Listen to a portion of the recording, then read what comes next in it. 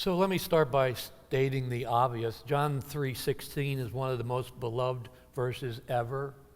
And in Bible Gateway, they declare it as the most quoted verse in the Bible. And it's one of those verses that, at least for me, I learned at a very early age. For God so loved the world that he gave his only begotten Son, that whosoever believeth in him should not perish but have everlasting life. That's how I learned it.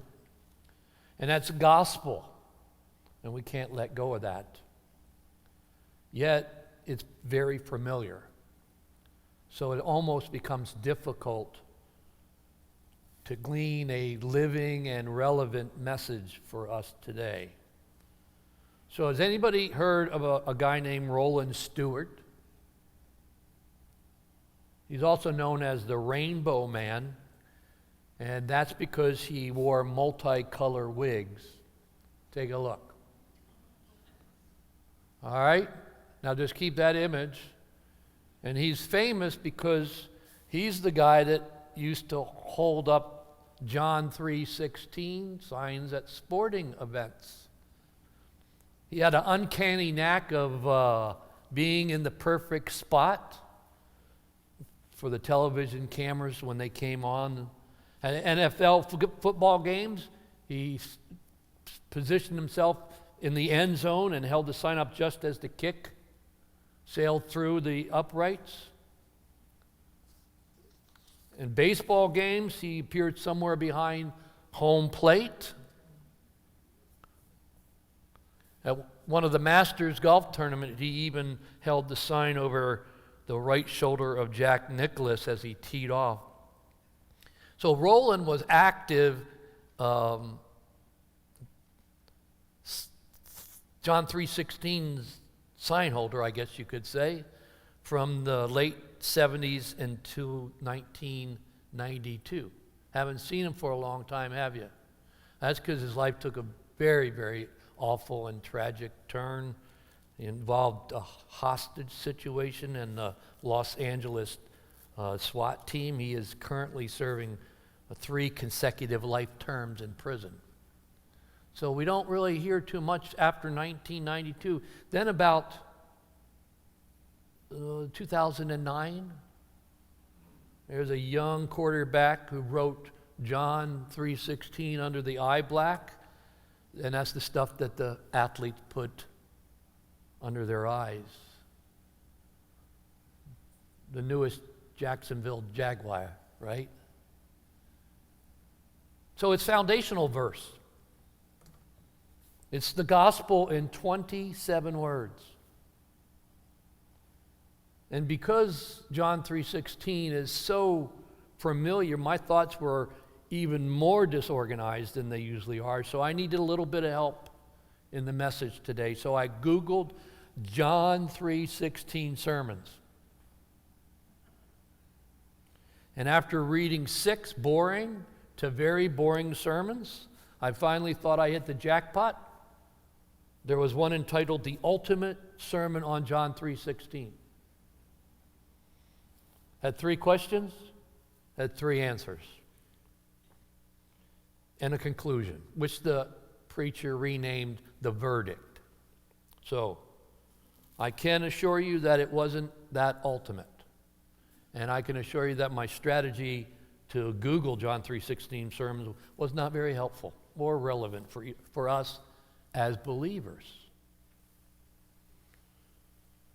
In one of the commentaries I read, it stated, "This is a story about how any one of us might reject the light offered to us because of the way it exposes what is dark in and around us." To believe this good news in a way that brings salvation requires more than believing that, it requires trusting in. And to trust in Jesus is not simply to believe something about what happened long ago, but it is to let our own lives be transformed by the Jesus we encounter in this story. It's so interesting that Nicodemus actually asked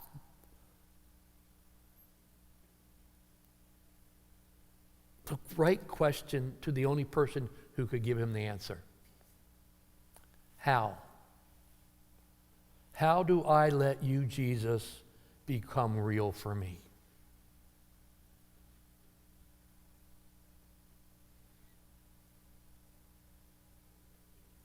Now, as those who have already said yes to believing, our question would be more like, how is God alive for me today? And that's a great question to ponder, because God's aliveness drives our attitudes, our choices, our actions. Jesus says this in the passage, people love darkness rather than light because their deeds were evil. For all who do evil hate the light and do not come to the light, so that their deeds may not be exposed. But those who do what is true come to the light, so that they may be clearly seen that their deeds have been done in God. To do what is right, what is true, means to live up to what you know. And what we know is that goodness is stronger than evil. What we know is love is stronger than hate.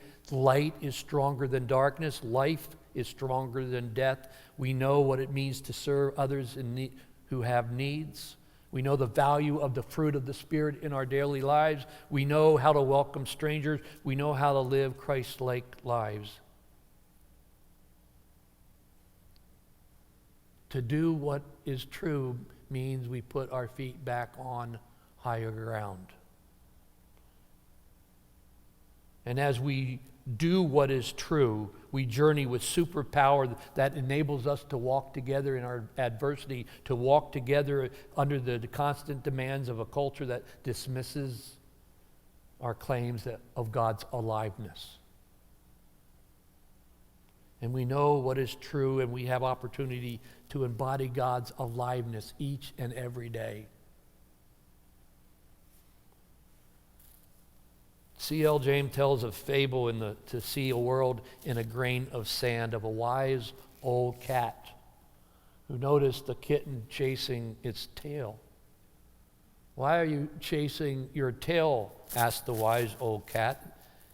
And the kitten replied, "I have learned that the best thing for a cat is joy, and joy is in my tail. Therefore, I'm chasing it. And when I catch it, I shall have joy." To which the old wise cat responded, "My son, I had paid attention to the goings-on in the universe, and I too have judged that joy is in my tail. But what I have noticed is that whenever I chase after it, it keeps running away from me.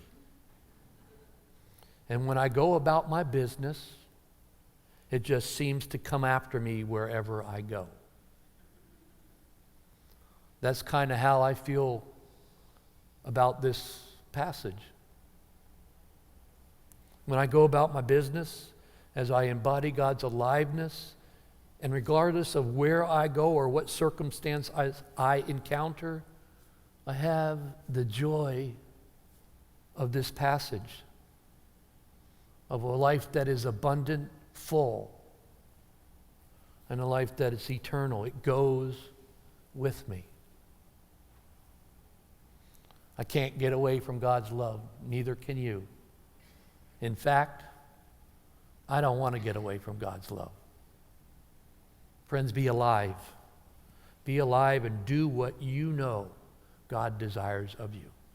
Amen?